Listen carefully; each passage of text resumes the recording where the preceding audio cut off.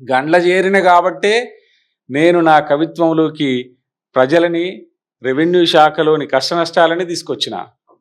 కాబట్టి నేను ఇప్పుడు ఏం బాధపడతలేను. అందువల్లనే నేను ఈ స్థాయికి ఎదిగినా అని కూడా అనుకుంటున్నా. చూస్తున్నారులా కరువు, కష్టం, కాలం అన్ని ఎల్లబోసి సార్ ఇవాళ అసలు ఇక ఆయన కవిత్వం అంటే ఈ మధ్యకాలంలో తెలంగాణ రూపాయలు అని కూడా అంతేనా సారు?